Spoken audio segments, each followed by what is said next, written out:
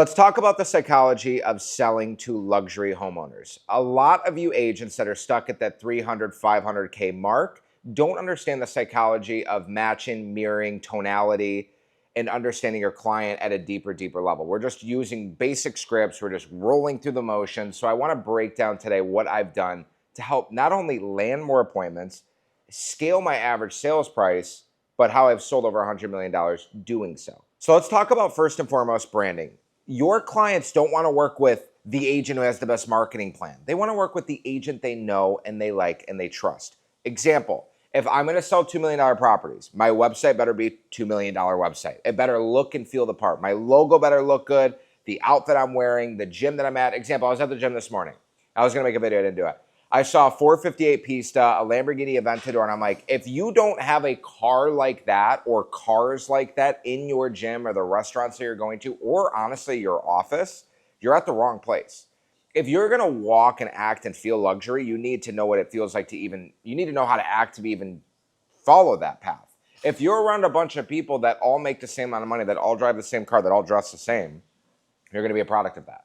So that's the first thing that I did when I first moved to Miami. I would go to all these big broker opens, these $20 million apartments. I would tour all the new projects and developments just so I understood how those people talked, how they walked, what books they read, like literally everything. And there was a lot of things that I learned from like Adriana Vargas, who's a huge agent who sold one of the most expensive projects in South Florida, which is the Aquilina.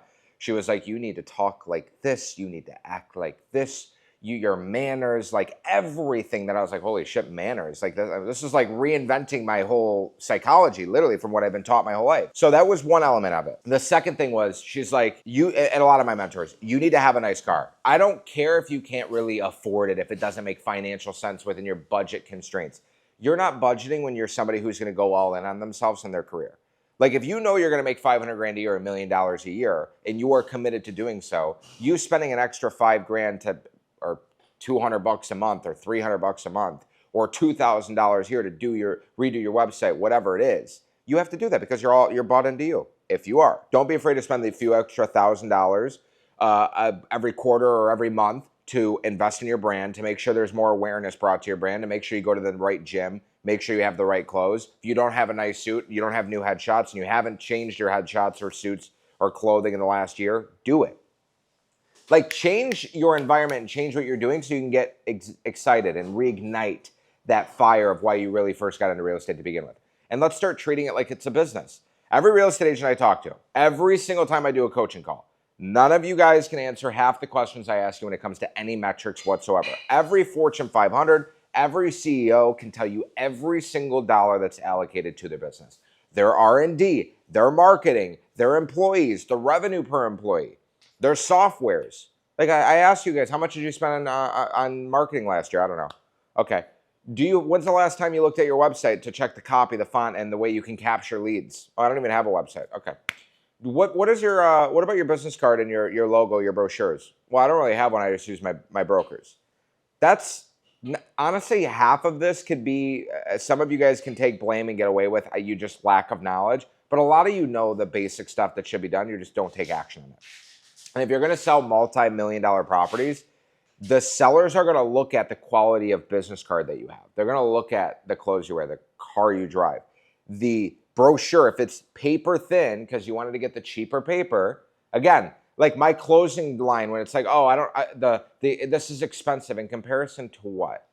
Did you want like the cheaper product or did you want the one that's going to get you the result that you want? I'd rather you spend a little bit more money and get exactly what you want than spend a little less and not be completely satisfied. Because that's the problem with anything. Now I'm going to go on a whole tangent. With employees, with marketing, with anything, okay, you get what you pay for. And if you go the cheap route, for example, my camera guy, if I hired the cheaper camera guy and he screwed up my video, it's costing me double. One, I'm pissed off because I have to redo the video again. Two, it's never going to sound the exact same. Three, I'm going to have to hire the other camera guy now. So I'm going to have, and if I hire a better one, I'm going to have to pay double, and not accounting for my time, the headache and hassle, and the argument I'm going to have with my camera guy about how the first product sucked and how I don't want to pay them.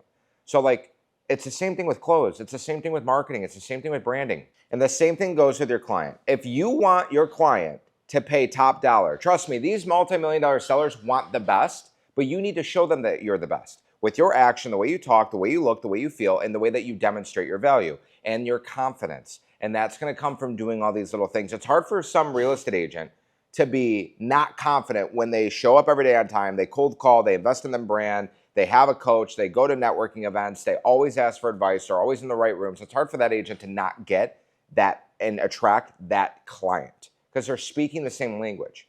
Because that client took a lot of sacrifices and made a lot of investments in themselves to get their business or their job or their status to be able to afford a multi-million-dollar house. Let's talk about tonality. When I'm curious about what's going on, I'm going to elevate. Hey, John, just curious, did you sell 123 Main Street? Or if they said they had a bad experience, their agent didn't sell their house, they're not going to be able to retire this year, they're not going to be able to spend the holidays with their family, I'm going to have more of an empathetic approach. And don't you think you deserve a sold sign in front of your property?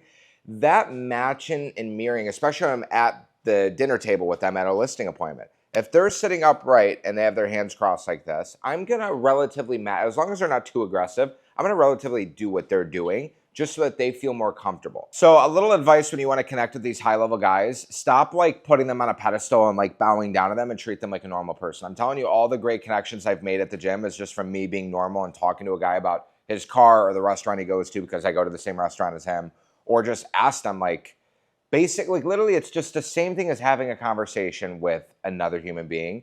You just have to know that that person walks, talks, and acts differently, and they've made a lot more sacrifices in their life, and they have a lot more confidence. You need to shift your mindset from closing to connecting, okay? You're not trying to sell every single person. You just think about making a connection. Instead of selling, go, I want to build a relationship with that person. I want that person to like me. I want to like them. I actually want to talk and feel like the same things that they're feeling, and I don't want to force it. And you will have long-lasting, fruitful relationships, and you guys will be very, very, very successful in your career. But you have to start being mindful of that. Don't just go through the motions. Think, be like, did I have a good interaction with that person? Was I weird? Was I too nervous? Was I like too strong? Was I too salesy? I know that sounds crazy. I overanalyze literally every single thing that I do. I want to consider it overthinking. I feel like if you don't take time to evaluate and audit what you're doing and your businesses, like, well, how are you ever going to figure out what's wrong and grow? Like, you don't, when's the last time you looked at your website? When's the last time you looked at your business cards, your font, your brochure? When's the last time you actually like role played your listing presentation to yourself? Do you have a listing presentation? Because if you don't and you're struggling right now and you're watching these videos, this is the 50th video you've watched, what are you doing? Because you're thinking about the cost and the price of what it takes to be a part of mentorship and what it costs to do this full rebranding in yourself.